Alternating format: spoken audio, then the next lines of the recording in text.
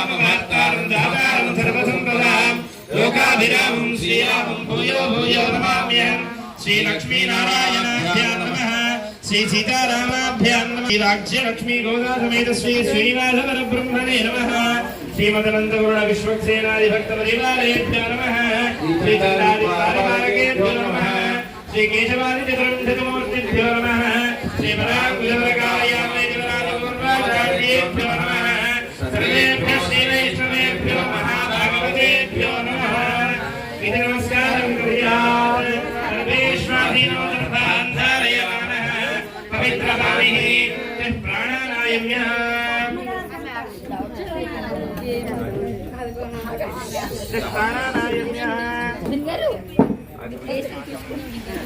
हस्तं प्रक्षाल्य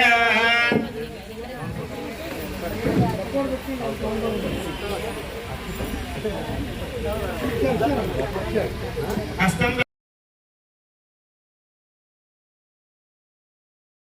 प्रवृत्तिष्वशेषतैकरसेन अनेनात्मनः स्वार्थस्वकर्तृभावेन स्वकीयकल्याणतमः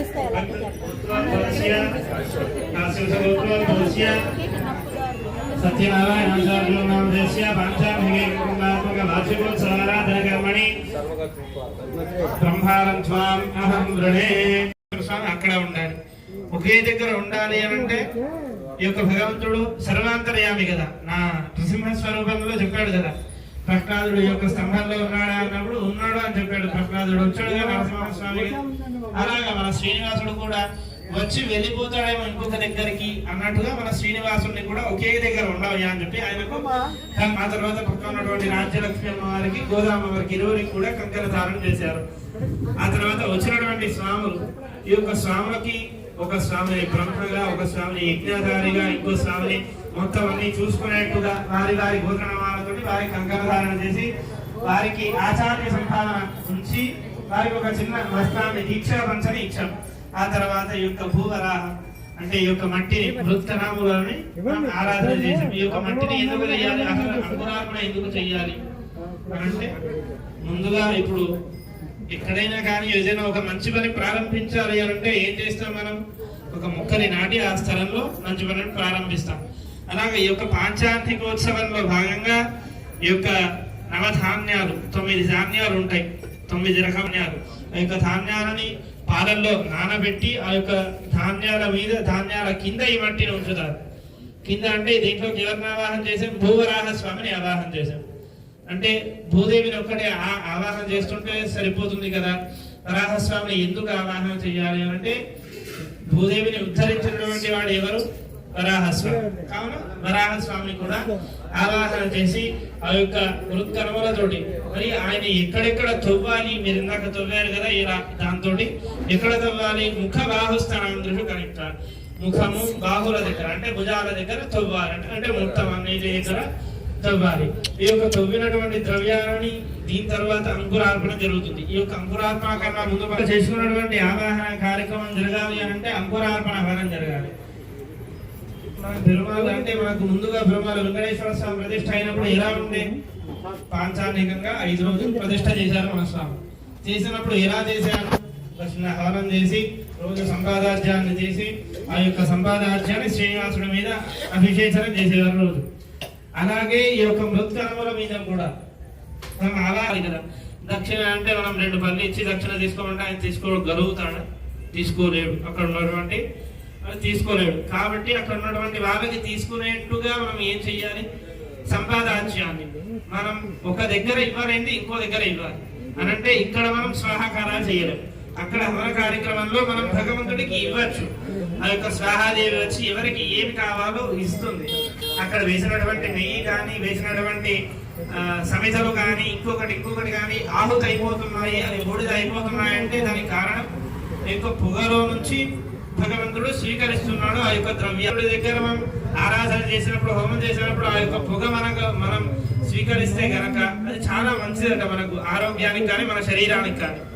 అలాగా ఈ యొక్క కార్యక్రమంలో ముందుగా అక్కడ హవనం చేసుకొని ఆ యొక్క సంపాదార్జ్యాన్ని తీసుకొని అంకురార్పణ చేసుకొని ఈ యొక్క కార్యక్రమాన్ని ఇంతటితో ఇక్కడ సమాప్తి చేసుకొని లోపలికి వెళ్ళి మళ్ళీ వైనతేయ పఠాదివాసం రేపు జరిగేటువంటి వైనతేయ పఠాదివాసంలో వైనతేయ ధ్వజారోహణంలో ముందుగా వైనతేయ పఠాదివాసం అంటే భగవంతుడు రావాలి అంటే అధివాసాలు ఉంటాయి కదా, అలాగా భగవంతుడికి ముందుగా అక్కడ పెట్టి వైనతేయంలో ఒక వస్త్రం మీద ఆ యొక్క వస్త్రానికి చుట్టూ 8 కలశాల నుంచి తర్వాత 8 దిక్కులా ఉన్నటువంటి కలశాల్లో ఇంకా అష్టదిక్పాలకుల్ని, ఇంకొక వైపు ఒక 5 కలశాల నుంచి దాంట్లో పంచపాలక దేవతలు అంటే ఈ యొక్క గరుత్మంతుడికి పంచపాలకులు ఉంటారు. వారిని అందులో ఆవాహన చేసి ఆ యొక్క కలశాలతోటి రేపు మనం ధ్వజారోహణ చేసేటువంటి సమయంలో ఆ యొక్క ధ్వజస్తంభానికి అభిషేకం చేస్తాం. పాలు, పెరుగు, తేనె ఇత్యాది ద్రవ్యాలతో అభిషేకం చేసి ఇటువంటి కార్యక్రమాలన్నీ నిర్వహిస్తారు మన స్వాములు.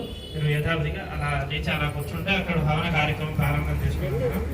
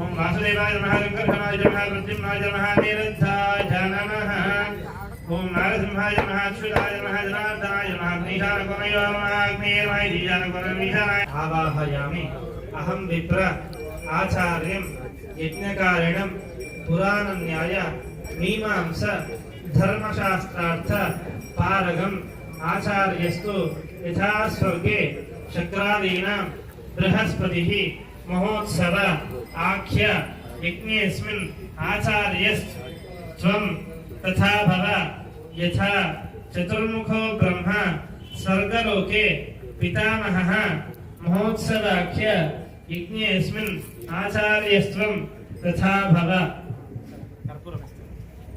आचार्य स्वाहा वस्त्रयुग्ममिदं ग्रहाण स्वाहा ऊर्ध्वपुण्ड्रमिदं ग्रहाण स्वाहा दिव्यश्रीचन्द्रमिदं ग्रहाण स्वाहा पुष्पमिदं ग्रहाण स्वाहा धूपमिदं ग्रहाण स्वाहा दीपमिदं ग्रहाण स्वाहा आच्य नैवेद्यमिदं प्रहान स्वाहा इत्यावाक्य आच्य नैवेद्यमिदं प्रहान स्वाहा सोमाय स्वाहा ओम सोमाय स्वाहा ओम गोविंदाय स्वाहा ओम विष्णवे स्वाहा ओम मधुसूदनाय स्वाहा ओम त्रिविक्रमाय स्वाहा ओम वामनाय स्वाहा ओम श्रीधराय स्वाहा ओम श्रीकेशाय स्वाहा ओम पद्मनाभाय स्वाहा ओम दामोदराय स्वाहा ओम इंद्राय स्वाहा ओम अग्नये स्वाहा